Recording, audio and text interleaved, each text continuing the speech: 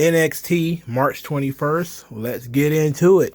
I'm going to be honest. I'm very unhappy with Shawn Michaels. Very unhappy. Every match on Stand and Deliver is clogged, multi-man nonsense. I think there's only 2 matches that don't have more than 2 people in it. It's ridiculous. Let's go through the show. So Pretty Deadly come up to the stage first as the hosts of NXT Stand and Deliver. They're here to get beat up again. Basically, they want to wipe the footage of them getting beat up by Gallus and them getting beat up by Carmelo Hayes and Braun Breaker from the internet. That doesn't mean too much. Carmelo Hayes comes out there. He exchanges words with Pretty Deadly. Trick Williams suggests a tag match where Pretty Deadly will have to face Carmelo Hayes and Braun Breaker. What? Braun Breaker and Carmelo Hayes? But they're going to be fighting each other in 2 weeks. Can they? And of course, Carmelo Hayes is confused by this. He doesn't want this, but Pretty Deadly accept. Backstage, Carmelo Hayes is upset and doesn't want to do the whole can they coexist thing. It's lame and he doesn't want to do it. Trick Williams explains to him that he wants Carmelo Hayes to get up close and personal with Braun Breaker. He got his back. I got your back, dog. You get the closest seat in the house to see how Braun Breaker moves. How he thinks. How he strategizes. So, Carmelo Hayes, this makes sense to him. So they decide that they're going to do this. Now, Braun Breaker came out there to help Carmelo Hayes as they were getting their butts kicked by Pretty Deadly. Carmelo Hayes reiterated that he didn't need Braun Breaker's help. Braun said that, he just wanted to face Carmelo Hayes at his best. He's not going to let anybody or anything take that away from him. So he's not going to let Pretty Deadly or Carmelo Hayes and Trick Williams ruin this match. So they had the main event. I did not care. Whenever they do these, I'm going to have the opening segment lead to the main event. I literally don't care because the match usually doesn't have any heat and they don't really have any storyline elements. And then also it's can they coexist? So this was all the bad things. All the awful things that I don't like about WWE booking was right here. And then Pretty Deadly lost. So there that goes. So less that can be said about it, the better. It adds nothing to the story as now it keeps with this whole they respect each other. It's like, oh God, they respect each other. Where is the heat in this stuff? Like, that's my biggest problem with all these multi-man matches. And this is not even a multi-man match, but it's essentially face versus face. Because Carmelo Hayes is how much he respects Braun Breaker, and Braun Breaker how much he respects Carmelo Hayes. It's like, how about somebody be a lying, cheating, stealing, cutthroat, and heel? How about that? Ain't that what a guy like a Braun Breaker supposed to be fighting anyway? He's supposed to be slaying dragons and stuff. Not, trying to prove he's a better wrestler than Carmelo Hayes. Like, who cares about that, really? That's boring. This is a TV show. If this was going to be some indie show where, these guys won't see each other next week, it don't matter. But this is a TV show, for Christ's sake. Whatever. Moving on. The women's qualifier matches, there are 2 of them tonight. Tiffany Stratton defeated Indy Hartwell in a match that was probably too long.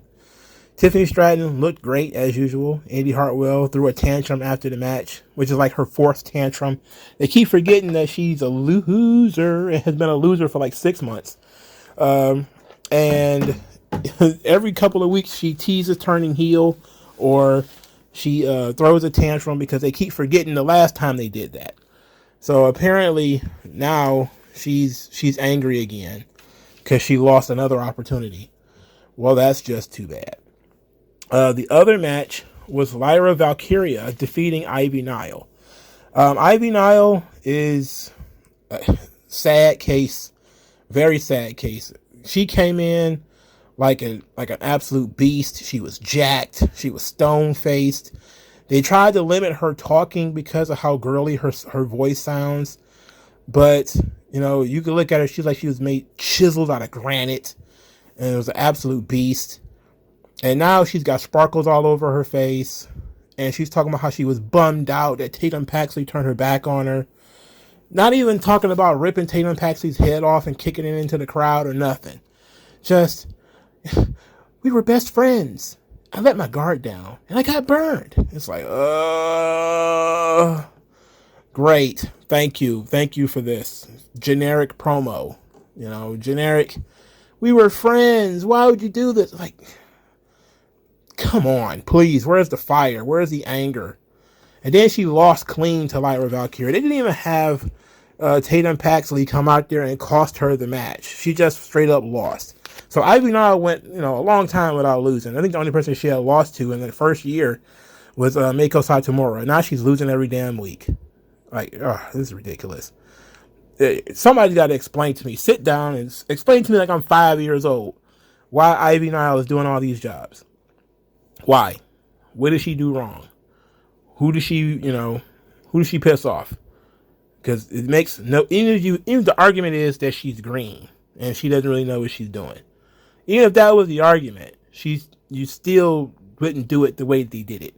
They had her lose to another babyface. So you couldn't even do the whole she got screwed thing. Lyra Valkyria needed to win this match clean.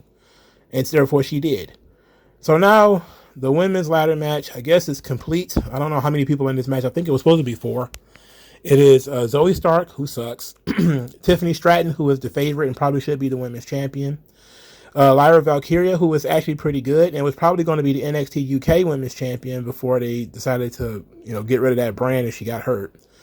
And the final participant was Gigi Dolan. Gigi Dolan, who cut a promo earlier in the night because they wanted to get her thoughts on her opponents. Gigi cut a promo. She sounded confident. She seemingly had something going there.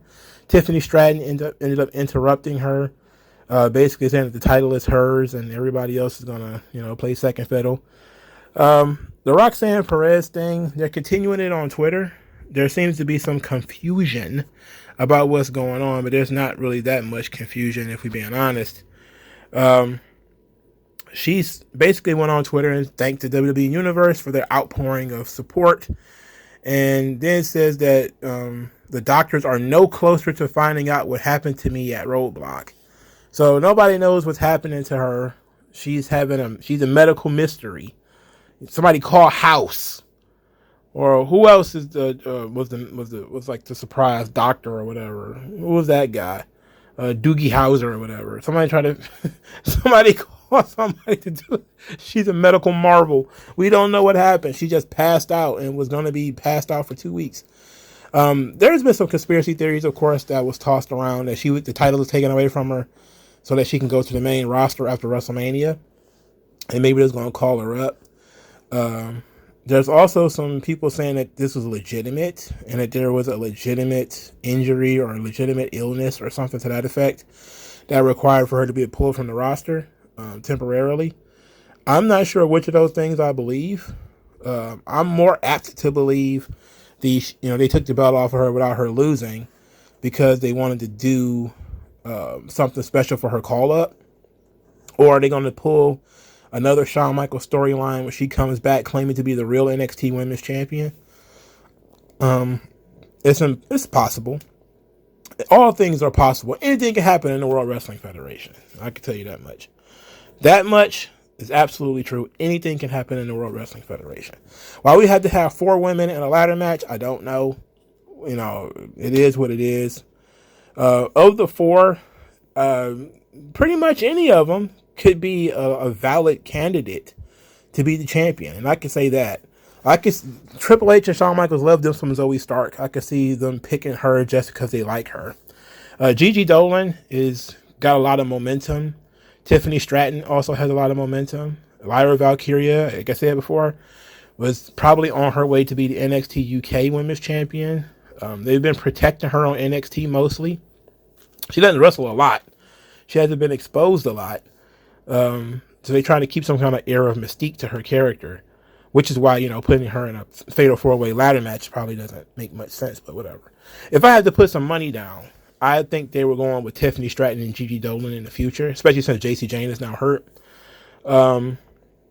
So I'm going to go with maybe Tiffany Stratton ended up with the title, which I think would have been the goal anyway. I think putting the belt on Tiffany is the right decision, because if she's not going to get called up anytime soon, she needs to go on a Braun Breaker run with this women's title, because she's simply one of the best on the roster as far as women are concerned. She's really good, really soon, and you want to make sure that she's seasoned properly when you put her in the oven in terms of the main roster.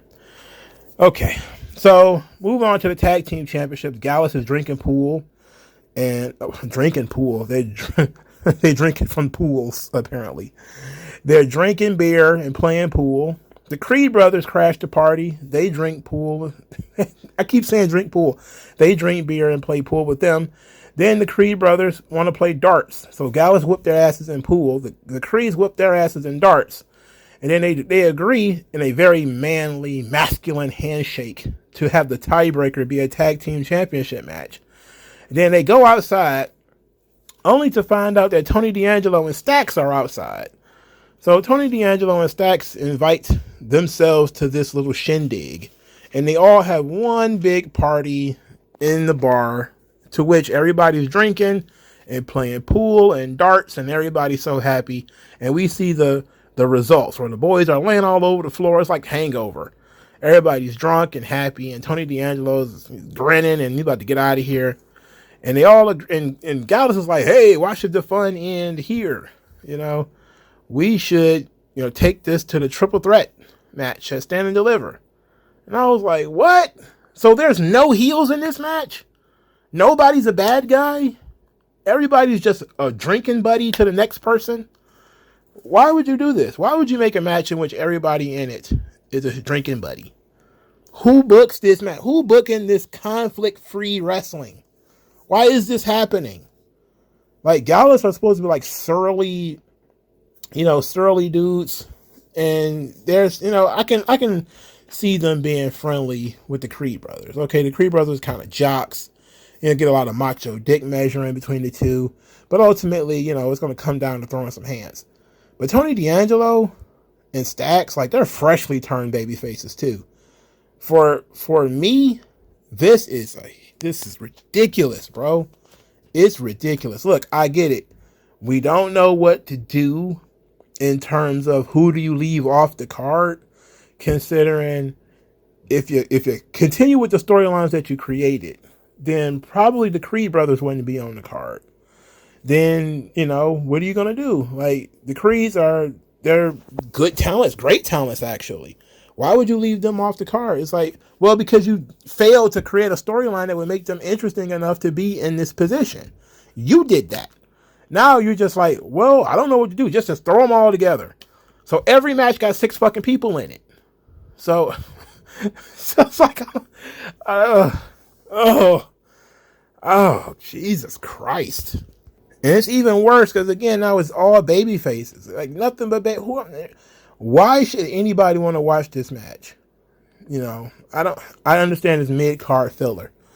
But for Christ's sake, there's no heat to this. There's no story to this. It's just everybody's a drinking buddy and we got a tag team all of a sudden. Like, I'm Shawn Michaels, man. He must have called Triple H on the phone and just said, look, if we can stomp out any heat in this show, let's do it right now. Because heat doesn't draw money. I mean, these guys should know better than this. They are in the business. Why do they keep having these storylines with no fucking heat? Why does this keep happening? It's like a chef that doesn't season their food. Why? Why are you doing this? How could you make this mistake? Of all the mistakes to make, picking and pushing the wrong talent, okay, whatever. You see something I don't. But when you clearly are creating a storyline in which there's no bad guys, it's like, this is dumb. It's real dumb. And then he doubled down. Wesley. He's out there explaining why he wanted to have the open challenges. He claims he didn't want to be a hypocrite. He got an opportunity. He wants to give others opportunities. And it says that he want to also prove that he can and will compete against the best in NXT. All right. Pretty decent. So he said Shawn Michaels gave him 4 spots. He intends to pick those 4 people tonight. Dragon Lee interrupted and then basically asked for a spot, to which Wesley says that he expected to face Dragon Lee in 6 to 8 months, but since he wants a shot right now, he'll give it to him right now. So he's in the match. Wesley gives the first spot to Dragon Lee. Let's stop right here. You're going to have Dragon Lee, who you're trying to debut. You're not going to do anything to build him up. You're not going to put any storyline behind it. And you're going to throw him in a multi-man match. Like, really? Like, really? None of this makes sense. I know that Lucha Libre does multi-man matches all the time. So you could even make the argument that, well, it's within his element because it's Lucha Libre. But, well, because Lucha Libre does that stuff. But understand what I'm saying. There's a great deal of Americans who have no idea who Dragon Lee is. Right? Now, I get that you don't have a highlight package to show them just yet. But you don't put him in a match to which there's no storyline other than he asked. Okay? He asked for the match, so now he gets put in it. And then that's it. Oh, that's going to be your showcase. That's not good. That's not good. That sucks. That's a waste of a debut. This whole thing was a waste. He got a huge reaction when he came out too. Just imagine if they actually did what they were supposed to do and build up, put some story behind it, and make this thing matter. You know, which they chose not to. JD McDonough says that Wesley has been lucky he didn't want the North American title because he would have taken it from him and he wouldn't be standing there right now. So Ilya Dragunov and JD McDonough, they're going to have this match. And they went out there and boy, did they NXT UK the shit out of this show. They turned this into a regular episode of NXT UK for about 15 minutes. This was great. It ended in disqualification, which means it came crashing back down to regular WWE booking. But boy, I mean, these two guys were chopping the shit out of each other, hitting very hard in a match that was going to end in disqualification in the middle of the show. You know, like, these guys have no chill, no relax. All right. If you know the match is going to end in disqualification, you can just relax. You don't have to hit each other that hard. You don't have to go at each other that hard. But they did. All right. So Dragon Lee was ringside. He ended up getting tipped over by these two guys. Then they all three started fighting. At this point, both Dragon Lee, both JD McDonough and Ilya Dragunov were both disqualified. Okay. So at that point, Wesley was backstage and basically said that everybody's in. And then there was one more spot open, to which Wesley says, "Oh, okay, we're going to throw it in a battle royal. It's going to be a battle royale for the last spot." So while he's walking around backstage, various bigger dudes appear to sort of threaten him and basically announce themselves for the battle royal. We got Jinder Mahal, Dijak, and Dabba-Kato. They basically, you know, teasing three guys that should be in it. Axiom also wants to be in it. You know, he's been in a story with Axiom for a little while now. He didn't just give Axiom a spot, which is interesting. I'm guessing that's going to play into the story. Is that Dragon Lee got a spot, Ilya Dragunov and JD McDonough got spots, but he didn't want to give a spot to Axiom. It might be that, you know, Axiom could just play the whole, you know, you're ducking me kind of card, you know. But whatever. JD McDonough and Ilya Dragunov, tremendous talents. You know, the NXT UKification of NXT to mixed results, by the way. It's been very mixed results. These guys are seasoned, but they're just also so undersized, and they have just very little personality. But Dragunov and McDonough are both pretty good, and they ruled here. All right, so Fallon Henley has confronted Kiana James about Sebastian. She knows all about Sebastian. Kiana James was flustered for a moment, was concerned about how she even knew about Sebastian. How did she get past security? So then Fallon Henley stormed off because she wanted to tell Brooks Jensen about Sebastian. And Kiana James wanted to stop this because they're in the middle of a big tag team match. They're about to defend their titles. They can't be worried about something so small as a guy's feelings, a guy's emotions. Who cares about that? You got a tag team title match to win. So while Fallon Henley is marching around looking for Brooks Jensen, apparently, she got jumped by Isla Dawn and Alba Fire. Kiana James, of course, ran out of nowhere to help her. They did like a flashing light for Isla Dawn and Alba Fire to, I'm guessing, simulate teleportation, which I am not a fan of. All right. No magic. Isla Dawn can be a witch all she wants. Please, no magic. Please, no magic. Please, no magic. So, there that goes. After the beatdown, Kiana James and security and officials and all of these people separated them. Fallon Henley is kind of beat up.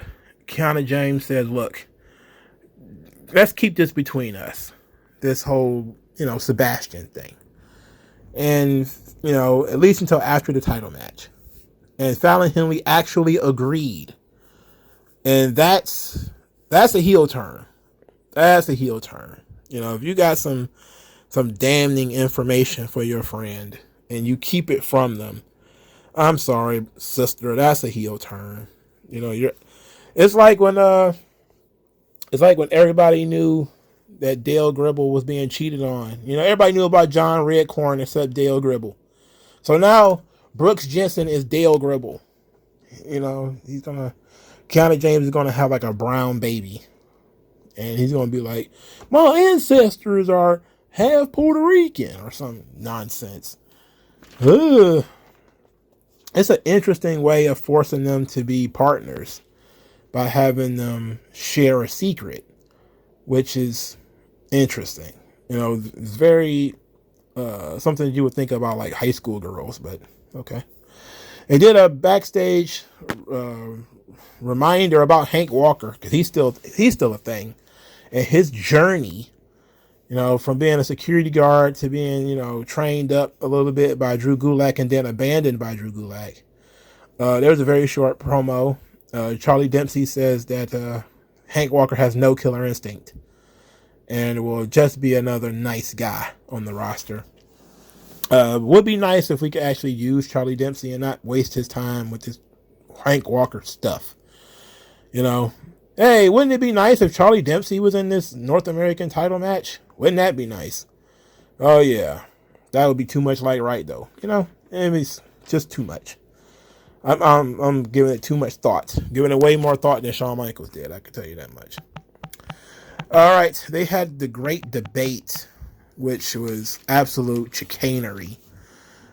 Schism and Chase U had a debate which literally made no sense. I'm going to cut it down to the point. They basically was talking about the differences between these schools of thought, between the Schism school of thought and the Chase U school of thought on things like inclusion, safety, life experience, etc. Ultimately, the Schism and Chase U get into an argument to which Schism is challenged to a match at Stand and Deliver. Joe Gacy says, look, we've already beaten you guys. I beat you one-on-one. We've already beat you in tag team matches. We've beaten you every way possible. We have no interest in fighting Chase U again. So Duke Hudson actually stands up and says that they'll wager the school. They're actually willing to put the school on the line in a 6-man tag against the Schism. So it's going to be Joe Gacy and Grizzled Young Veterans versus Duke Hudson, Andre Chase, and Tyler Bate. Tyler Bate is now kind of been pushed into Chase U. He is the spiritual coach for Thea Hale or whatever, the yoga coach for Thea Hale or whatever. So, okay. Now, they did cut some decent promos in this whole great debate thing, but to me, it felt kind of pointless. You can do silly segments in a wrestling show, but I don't know about a debate. I don't know about that one. Yeah, I don't think anybody was that interested in the great debate. It's and plus it was just Schism saying the same stuff over and over again. Four roots, one tree. Schism is all about togetherness and all that kind of crap, right? They've been saying that crap for months. In terms of Schism and Chase U as Stand and Deliver, I guess you got to have a break match, I guess. At least there's something on the line. It matters. And it seems like it's going to be a perfect chance for Duke to finally get rid of Chase U. And for him to finally turn heel and get rid of Chase U, which could be very interesting. Would that be an effective use of Duke Hudson? I guess if you want to launch him into a new position, yes, but it would be interesting. It would be interesting. I would say that they wouldn't wager the school unless they were going to lose, but also wagering the school kind of also tells you that they're going to win, because Joe Gacy's talking about how Schism always beat them. So I guess it's kind of a dead giveaway that Chase U was going to win. Unfortunately, it would be nice to actually have losses that have, consequences. All right, so they did a vignette for Eddie Thorpe, who was Carl Fredericks in New Japan. I'm not sure if this is a music gimmick. That's what it looks like. It looks like he's, a house music guy. But I also saw Dream Catchers, and it seemed like he's going to be like an Indian. Like, I didn't watch all the way through Level Up. It was Tatum Paxley versus Lyra Valkyria. That was a pretty good match on Level Up. And if you're into wrestling matches, you could just go watch that. But Eddie Thorpe was on that episode, and he wasn't full Tatanka, like headdress, war paint, and all that kind of stuff. But it's clearly that they're going to do some kind of Indian, Native American gimmick with him. And they kind of gave a little bit of that here. Now, they only did one promo segment, one vignette, before they decided he's going to debut next week. I was like, wow, that's kind of quick. But if it is some kind of music gimmick, you do have to ask the question, how many people with music gimmicks are they going to have pop up here? Like they just had Oro Mensah pop up with a music gimmick, and he appeared on the show like 2 or 3 times and then disappeared. Like, how many music gimmicks do we need to have? Nikita Lyons has a music gimmick. Oro Mensah has a music gimmick. The 2 midget girls, they have a dancing gimmick that involves like techno music or whatever. Can we please, let's do something else, okay? Maybe we have to go to Tonka with this Eddie Thorpe guy. Yeah, maybe we have to go, maybe, I don't know. It depends, I guess, how Native American they choose to go with this guy. But we'll see. All right, so the big promo of the evening. Big Body Javi comes out to Johnny Gargano's theme song, which was incredibly funny, because I love Javier Bernal. He starts talking about Johnny Gargano, saying that the fans were wrong to think that Johnny Gargano was coming out there. Just like Johnny Gargano was wrong to steal his spot from Stand and Deliver, that Johnny Gargano's been gone for 10 or 8 months or whatever, while he's been busting his ass there for 7 years. And then he said 7 months? Like, he's not sure which one. Then he says that, what does that guy have that I don't? How many Christmas albums did he sell? He didn't sell any. So, Big Body Javi was pretty serious in the ring, trying to cut a serious promo, even though he was botching left and right. He's funny. It doesn't matter. He's funny.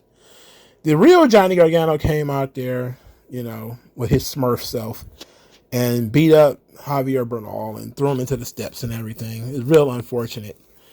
At that point, Johnny Gargano got on the microphone, said that since Grayson Waller wants to make it personal, he wants to raise the stakes to an unsanctioned match, essentially a no-holds-barred match. Grayson Waller appears on the screen, refuses to come down to ringside to sign the paperwork. He did, however, tell Johnny Gargano to give Vic Joseph the contract, and he will sign it next week. But only under the condition that Johnny Gargano is banned from the arena. So if he sees Johnny Gargano at any point next week, he will not sign the contract. So I think that's interesting. Johnny Gargano, he gives the contract to Vic Joseph, who of course puts it in his pocket. As soon as he gets back to the desk, Booker T is like, Vic, you better mind your business, dog. Booker T was funny all night. He even made a huge botch by saying the 1, 2, 3 Kid and Razor Ramon, their famous ladder match. I'm like, 1, 2, 3 Kid? When was this? I'm about to Google that one. That one slipped under my radar. All right, so I complained a lot about this episode of NXT. Dragunov and McDonough was very good, but it ended in disqualification. I'm sure there's going to be people who really liked the show. I thought it was okay, but to me, it's hard for me to get excited for when there's 50 million people on a match. It's not a battle royal. There's no clear baby faces and heels. There's no clear story, no real story to be had. It's hard for me to get excited about that, And so Stand and Deliver is just looking like just a bunch of matches on a card, just throwing everybody in every match. It's it is what it is. But as far as the show is concerned, I wasn't bored at any time, so it wasn't boring. But at the same time, I didn't care for the main event at all, and that was tough for me to get through. Was that main event? Because I was like, I know Pretty Deadly is going to lose. You know that they were going to lose. So what were we waiting for? We weren't waiting for anything. Nothing mattered. So that's the show. I appreciate everybody listening. Thank you guys for your time. I'll talk to you guys later. Peace out. MagMongoSlade. Best house I ever drew, Daddy.